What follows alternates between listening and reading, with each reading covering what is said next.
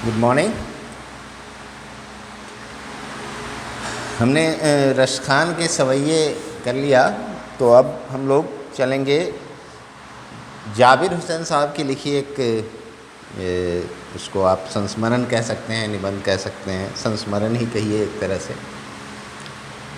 कुछ हद तक रेखा चित्र का भी इसमें गुण है। ये असल में डायरी शैली में एक संस्मरण का की प्रस्तुति है, ये जो जाबिर हुसैन साहब की विशेषता रही है। जाबिर हुसैन साहब कौन हैं, इसको एक बार हम लोग जान लेते हैं। ये बिहार विधान परिषद के बहुत समय तक सभापति रहे, राष्ट्रीय जनता दल से जुड़े हुए थे, जनता दल से जुड़े हुए थे, विधायक भी रहे हैं। तो इनका जन्म 1945 में नालंदा में हुआ। अंग्रेजी में इन्होंने स्नातकोत्तर तक पढ़ाई की है, अध्यापन कार्य भी किया।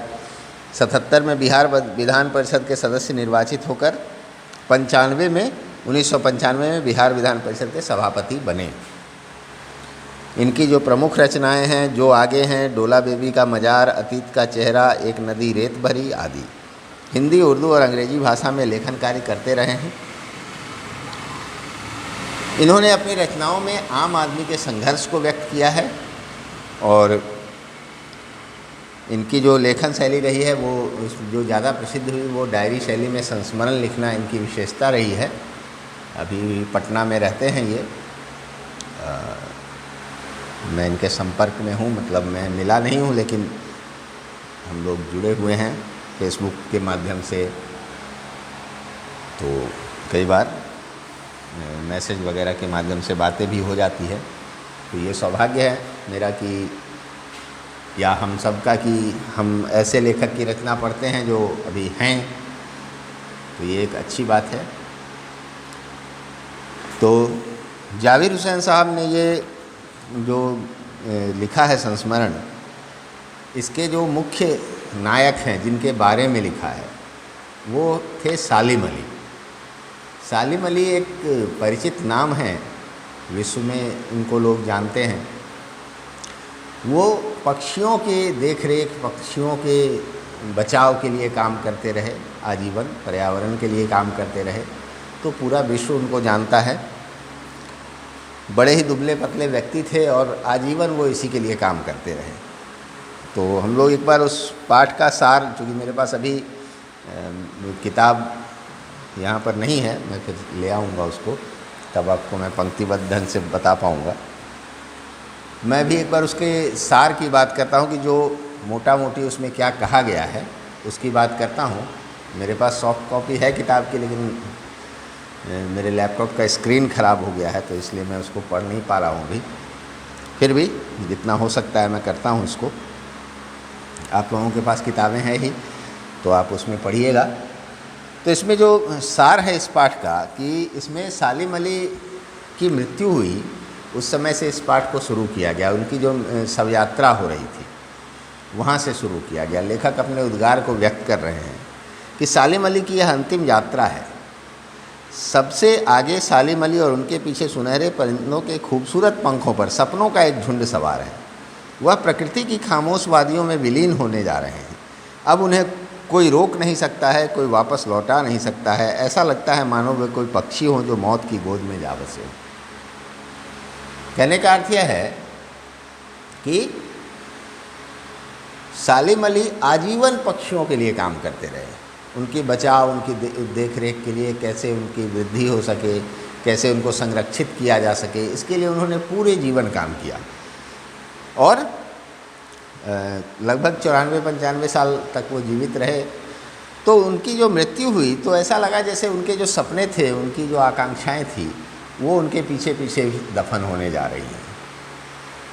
और वो एक ऐसा समय था जहाँ से उनको किसी भी तरह से वापस नहीं लौटाया जा सकता था। मृत्यु के बाद किसी को वापस नहीं लौटाया जा सकता है, चाहे आप कुछ भी कर लीजिए।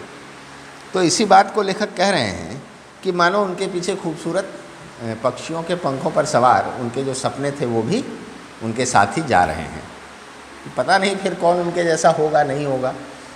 तो उन्होंने जो सपने देखे थे उसमें जो बच गए वो उनके साथ ही जैसे कि जा रहे हैं, और ऐसा लग रहा है जैसे वो भी एक पक्षी है जो मृत्यु की गोद में खामोश हो गया, सो गया, वहीं जाके बस गया, अब वहाँ से वापस नहीं लौटेगा।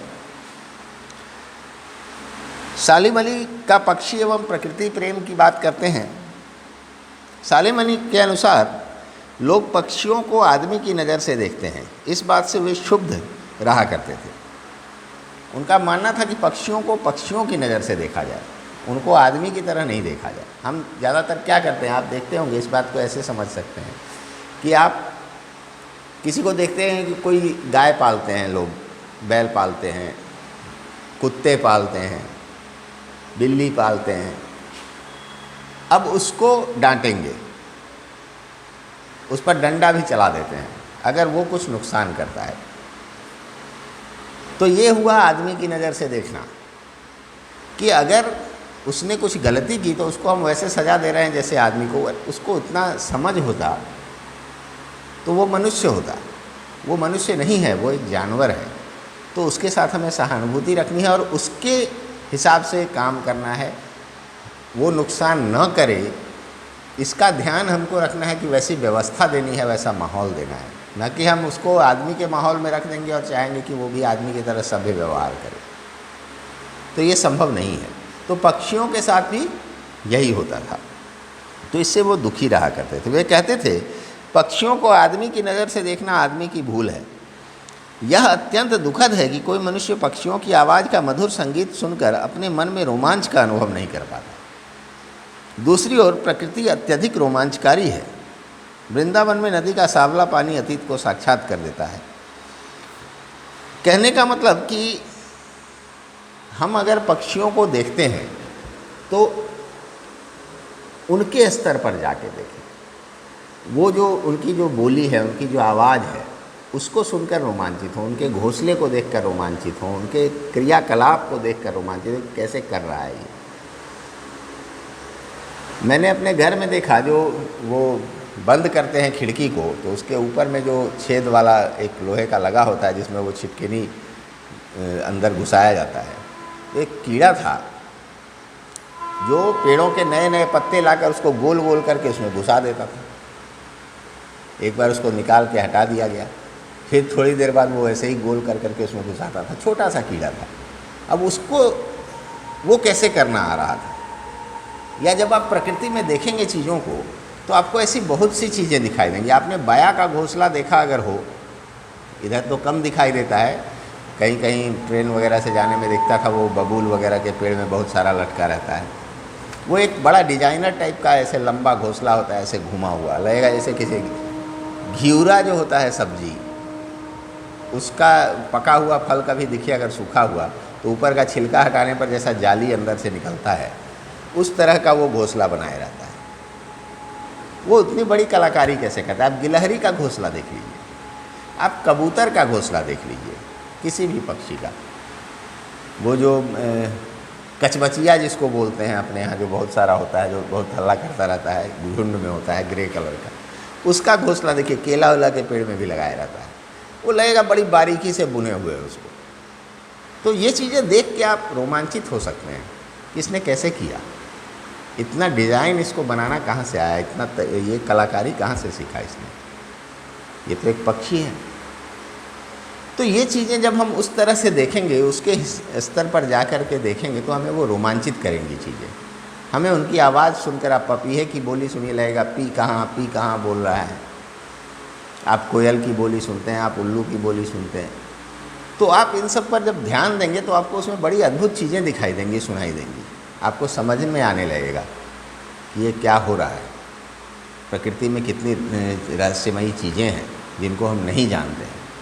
तो ये जब आप इस तरह से सोचने लगेंगे तो आपका वैमनस्य उनसे ख़त्म हो जाएगा, आपकी शत्रुता ख़त्म हो जाएगी। आप उसको नुकसान करने वाला जीव नहीं समझेंगे, आप उसको अपने परिवार का अंग समझेंगे, अपने प्रकृति का अंग समझेंगे, उसके अधिकार को महसूस करेंगे। तो सालिम अली ये चाहते थे करना कि लोग महसूस करें कि पक्षी भी इस प्रकृति के अंग हैं और उनका अधिकार है इस पर, उनका घर है, उनको भी यहाँ रहना चाहिए। उसके लिए हमें जितना हो सके उनकी मदद करनी चाहिए। तो आगे इसमें लेखक ने कृष्ण की बांसुरी की बात की है कि यह प्रमाणित नहीं किया जा सकता कि कृष्ण ने कब वृंदावन में रासलीला रचाई थी जिससे सारा वृंदावन संगीतमय होकर रोमांच उत्पन्न करता रहा होगा। सभी लोग बंसी की मधुर धुन सुनकर मंत्रमुग्ध हो जाते होंगे।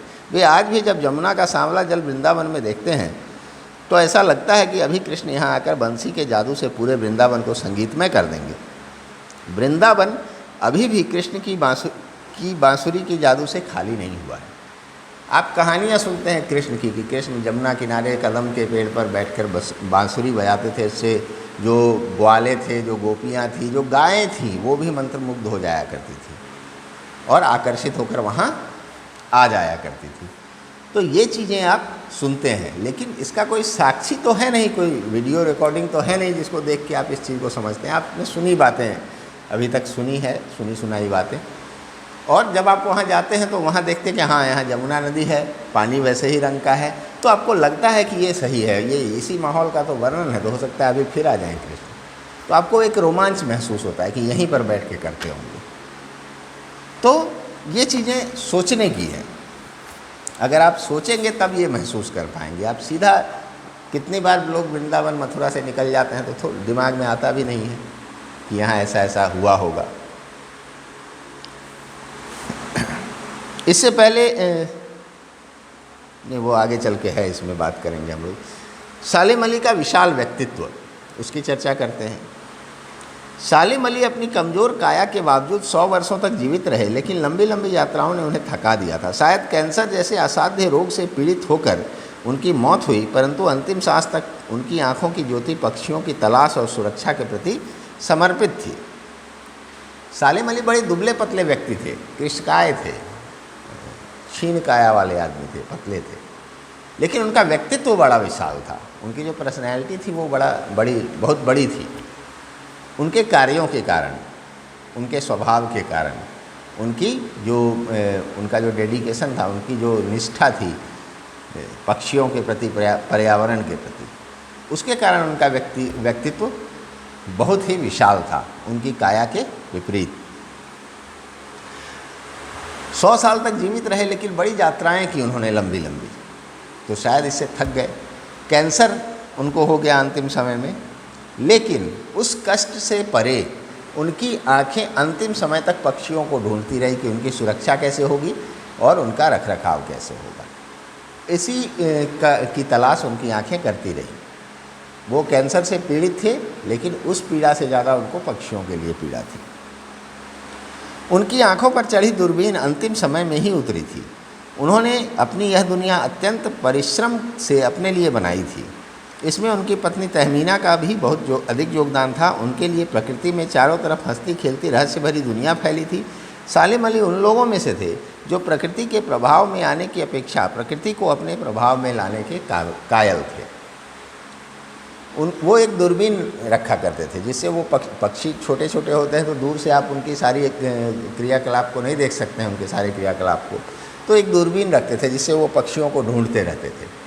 तो वो उनके अंतिम समय में ही उनके गले से उतरी, नहीं तो वो आजीवन लटकाए घूमते रहे। उनकी जो पत्नी थी तहमीना, वो भी अपना पूरा योगदान देती थी। अगर पत्नी योगदान ना दे तो कोई पुरुष परेशान हो सकता है। उसकी पत्नी है कि ये क्या आप करते रहते हैं, घूमते रहते हैं, बौआते रहते हैं, कोई काम धंधा नहीं है, आप ये किस चक्कर में लगे हुए हैं, चिड़िया कौआ पक्षी, तो वो मनोबल गिरेगा। तो उनकी पत्नी का भी योगदान उसमें होता था। वो उनको उत्साहित करती थी और जहाँ तक होता था सहयोग करती थी। उनके लिए प्रकृति में चारों तरफ हंसती खेलती रहस्य भरी दुनिया फैली थी। आप जब गौर से देखेंगे, इस नज़रिए से देखेंगे प्रकृति को अपने चारों तरफ, तो आपको एक, मैंने जैसा कि बताया कि आप पक्षी के घोंसलों को देखिए, उनके एक्टिविटीज़ को देखिए, वो जो क्रियाकलाप करते हैं वो कैसे करते हैं। अपने स्कूल में ऊपर वाले फ्लोर पर एक रेलिंग जैसा निकला है, उसमें कबूतर ने घोंसला बनाया। अब मैं उसको जाके देखता रहता हूँ कि कैसे वो अंडा रखते हैं उसमें, उसको कैसे वो बारी बारी से उसकी रखवाली करते हैं, उसको जो एक इंक्यूबेट करना होता है, सेना होता है, वो करते हैं। कैसे वो टूट गया घोंसला तो फिर दूसरा बनाया, फिर कहाँ से तिनके लाते हैं। आप अगर देखना चाहें तो ये सब चीज़ें आपको आसपास दिख जाएंगी। तो इससे आपको पता चलेगा कि इसमें कितना रहस्य है प्रकृति में जो हम नहीं जानते हैं। आपको उसके लिए कोई बहुत इधर उधर जाने की ज़रूरत नहीं है, अपने आसपास आपको मिले। लोग कहते हैं कि मेरे पास तो कोई काम ही नहीं है, समय नहीं कटता है। कि आपके पास कोई काम नहीं है, एक बार घूम के तो देखिए। नेहरू जी ने अपनी बेटी को पत्र लिखा, इंदिरा गांधी को लिखा करते थे जेल से पत्र। वो अपने आप में एक साहित्य ही है, एक खजाना है। वो प्रकाशित हुआ था, कई क्लास में उसको पढ़ाया जाता है। उसमें उन्होंने कहा था कि संसार एक किताब की तरह है, घर से निकलो पन्ने पलटना शुरू हो जाता है। आप एक पत्थर हाथ में उठाइए तो उसमें एक पूरे का पूरा कहानी है। ये पत्थर कैसे बना होगा, इसका ये आकार कैसे हुआ होगा, इसमें ऐसी ही रेखाएं क्यों हैं, इसमें परतें क्यों हैं, ये चिकना क्यों है। आप उस पर खोजने चलेंगे तो आपकी ज़िंदगी बीत जाएगी। तो हर तरफ चीज़ें फैली हुई हैं। हमारा नज़र कैसा है, ये मुख्य चीज़ है। हम कैसे उसको देखते हैं, हम उसमें क्या खोजना चाहते हैं। तो पक्षियों का संसार, प्रकृति का जो प्रकृति की जो दुनिया है, जंगल है, पेड़, पानी, हर चीज़ में कुछ ना कुछ छुपा हुआ है। आप उसको देखने जाइए। आप मछली कहीं रखते हैं, उसको देखते हैं तो आप घंटों देख सकते हैं उसकी कैसे वो क्या कर रही है, कैसे खाना खा रही है, कैसे आराम कर रही है। यही देखेंगे तो देखते रह जाएंगे। पानी भरने लगता है तालाब में तो लोग खड़ा होकर देखने लग जाएंगे, इधर से बह रहा है, धीरे धीरे बढ़ रहा है। तो उत्सुकता आप में होना चाहिए। फैला हुआ है चारों तरफ, ज्ञान ही ज्ञान है। तो कह रहे हैं कि चारों तरफ हंसती खेलती रहस्य भरी दुनिया थी। सालिम अली उन लोगों में से थे जो प्रकृति के प्रभाव में आने के बजाय प्रकृति को अपने प्रभाव में लाते थे। वो ऐसे काम करते थे कि जिसका प्रभाव प्रकृति पर पड़े। ऐसे काम तो बहुत से लोग कर रहे हैं जिनका प्रभाव प्रकृति पर पड़ रहा है। फैक्ट्री वाले कर रहे हैं, प्रदूषण फैला रहे हैं। यमुना की नदी में फेन निकल रहा है, बेंगलोर शहर में फेन उड़ने लगता है पानी में से, झाग।